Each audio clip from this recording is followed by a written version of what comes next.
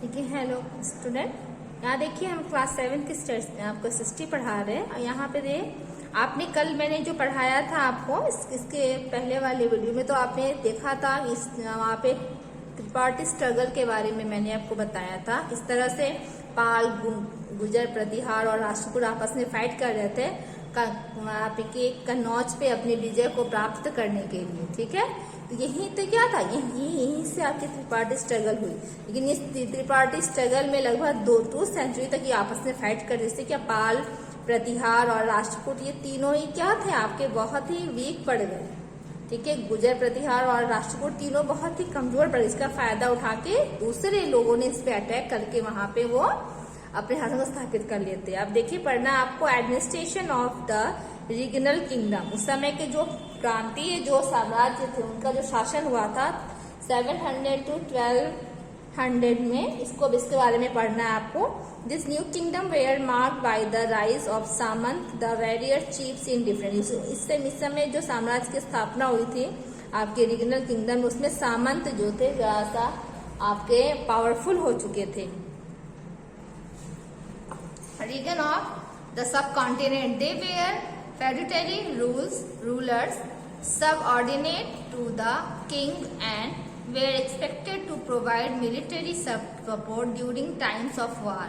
The king granted the Samant land from which they could collect taxes. They were expected to maintain their household and armies with the taxes they collected. The king also gave land grants to the ब्राह्मण who did not have to pay tax on this land। अब देखिए उस समय के जो राजा होते थे, जो आपके जो फेडिटरी जो सामंत होते थे, आपके उस समय के जो शासक होते थे, आपके सॉवर्निटी होते थे to the king were expected. वो क्या थे, आपके राजाओं के द्वारा सम्मानित किए जाते थे और उन्हें वो ग्रैंड मतलब कि कुछ उन्हें दान में देते थे कि मैं उन्हें कुछ प्रोवाइड मतलब क्या जो फेडिटरी होते थे, जो राजा के आश्रय पे उतरते थे। उनका मतलब होता, राजा कहते थे जब कभी युद्ध हो या कुछ और प्रॉब्लम हो तो आप हमारा सपोर्ट करोगे उस टाइम पे। इसलिए क्या करते थे, वो उन्हें ग्रैंड देते थे लैंड का, कि वो आप सारे ग्रैंड के टैक्स को, सारे लैंड के टैक्स को इकट्ठा करोगे और इस टैक्स के जो जितने भी पैसे मिलेंगे वो आप अपने सैनिकों पे खर्च करोगे, ताकि युद्ध के समय आप हमारे पास उन सैनिकों को आप भेज सको। ठीक है, तो ये क्या थे, ये राजा, ये सामंत धीरे धीरे वो पावरफुल होते चले जाते थे। और क्या, जितने भी उनको जमीन मिलती उन सारे जमीनों के टैक्स को वो इकट्ठा करते फार्मर से लेके, और क्या करते उन्हें उनसे अपने हाउस होल्ड और आर्मीज को क्या करते वो मेंटेन करते थे। और देखो उस समय के जो राजा होते थे आपके लैंड जब भूमि को प्रदान करते थे, ब्राह्मणों को भी भूमि दान में देते, जिससे क्या था वो ब्राह्मणों से इसके लिए कोई टैक्स नहीं लेते थे।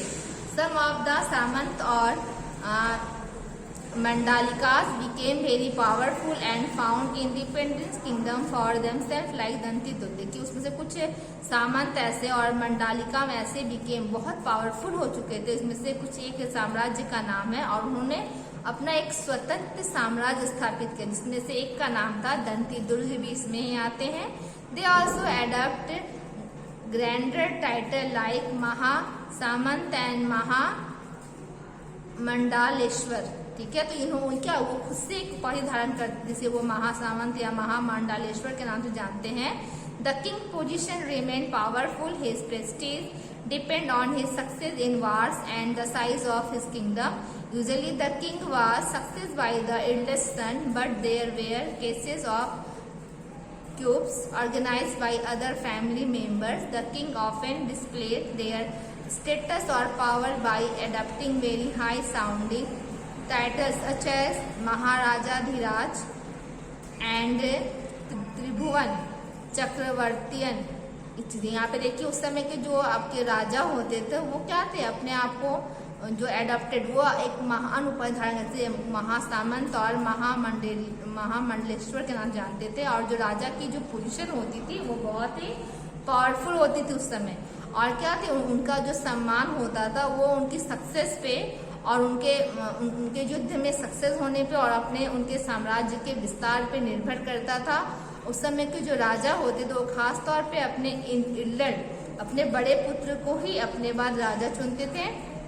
लेकिन कभी कभी लेकिन कुछ ऐसे कुछ कई बार ऐसा भी देखने को मिला है कि उस राजा ने क्या किया, उस राजा की देखभाल में जो दूसरी फैमिली लगी होती थी, उस फैमिली के लोग भी कभी कभी राजा बन जाते थे।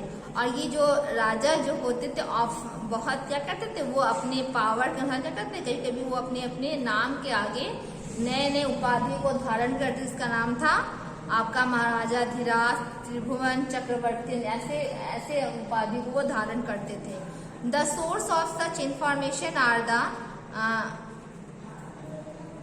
प्रशस्ति। The Prasasti contain detail of the lives of the ruler and their forefathers. Some information in these Prasasti may not be actually true because they were written in the way the rulers wanted to depict themselves. Prasasti almost always praised the action of the rulers. They were written usually by Brahmins who were given land grants as rewards. अब देखिए, और जो इसमें हमें जो information मिली है इन राजाओं के बारे में, वो प्रशस्ति में हमें मिला। ये प्रशस्ति एक तरह से एक ऐसी बुक थी जिसमें सारे राजाओं के बारे में और उनके फॉर फादर्स के, उनके पूर्वजों के बारे में लिखा हुआ था। और कुछ ऐसी इंफॉर्मेशन भी हमें प्रशस्ति से मिली है जो एक्चुअली जो वास्तव में सही नहीं है, फिर भी उसमें जो लिखा हुआ है उसके बारे में हमें उनको उस समय के राजाओं के बारे में बहुत सारी जानकारियां मिल सकती हैं। और ये प्रशस्ति जो होता है एकदम आपके उस समय के राजाओं के बारे में जो वो काम करते थे, जो रूल करते थे, उसी के अकॉर्डिंग वो लिखा जाता था। और देखिए, ये प्रशस्ति आपके खास तौर पे ब्राह्मणों के द्वारा लिखा जाता था, क्योंकि राजा खुश होके उन्हें वो इनाम देते थे। Rajatarangini is a historical chronicle of early India written in Sanskrit version by the Kashmir Brahmin Kalhan in 1148. It is often critical about the Kashmir rulers and their policies. It covers the entire span of history in the Kashmir region from the earliest time to the date of the composition. अब देखिए, राजतरंगिणी जो एक क्या, देखिए एक river of king, मतलब इसकी उपाधि क्या, जिसका मतलब होता है नदियों का राजा। एक हिस्टोरिकल क्रोनिकल आपकी ईयरली, मतलब ये एक ऐतिहासिक एक क्रमिक घटना आपकी एक किताब है जिसमें एक अर्लियर इंडिया, जो हमारे प्राचीन भारत के बारे में हमें बताती है। और ये इसको क्या संस्कृत में लिखा गया है, और संस्कृत में इसे कश्मीरी ब्राह्मण कन्नड़ ने लिखा है। कन्नड़ जो एक कश्मीरी ब्राह्मण था, उन्होंने इसे 1148 में लिखा है। और इस राजतरंगिणी में कश्मीरी शासकों के बारे में और उनके राजनीति और उनके पॉलिसीज, उनके नियम के बारे में पूरा वर्णन किया गया है कि आपके जब इस तरंगिणी को लिखा गया था, तो उस समय जो आपके कश्मीरी जो क्षेत्र था, वहाँ के जो लोग थे किस तरह से रहते थे, वहाँ के राजा शासक कैसा था, इस सब के बारे में उसमें लिखा हुआ है। अब देखिए, पढ़ना आपको इकोनॉमी।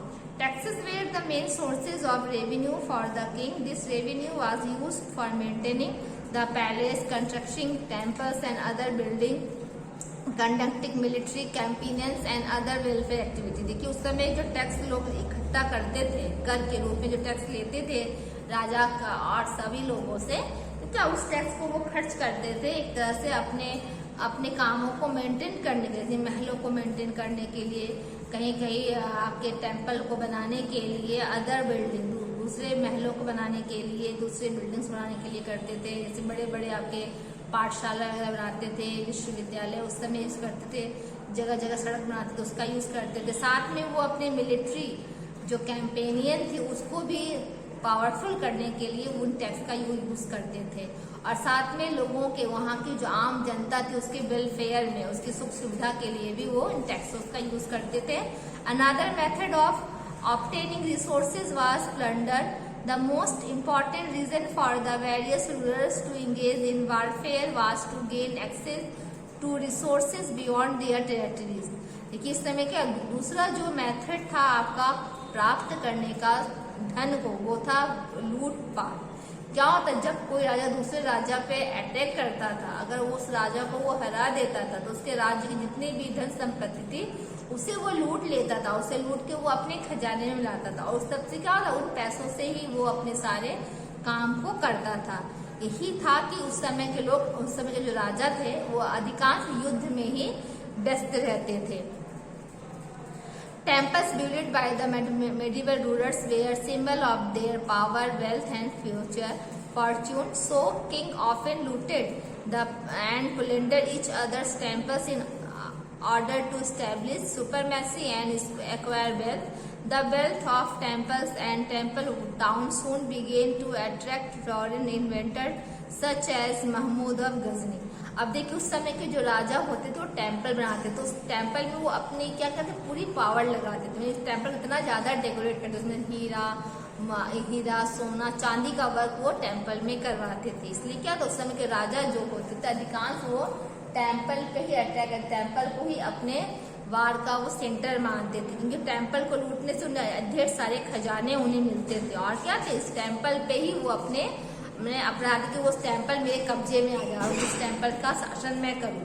इससे क्या होता यही प्रॉब्लम थी कि वो हमेशा ऐसे क्या करते अपने वेल्थ को अपने सुपरमेसी को वो बढ़ाते थे। लेकिन क्या था इन टेम्पलों को देख के कि भारत के जितने टेम्पल थे वो बहुत ही अट्रैक्ट थे, उसमें बहुत सारे गोल्ड इन्वेस्ट होते थे। इसी को देख के क्या थे हमारे इसी पीरियड में, हमारे मेडिवल पीरियड में बहुत सारे ऐसे फॉरेन इन्वेस्टर चाहते थे कि भारत में हम अटैक करें और वहाँ के टेम्पल में जो यूज हुआ सोना उसे हम ले आए। उसमें से एक का नाम महमूद ऑफ गजनी था। इसने भारत पे इस टेम्पल के अट्रैक्शन की वजह से उसने भारत पे अटैक किया था।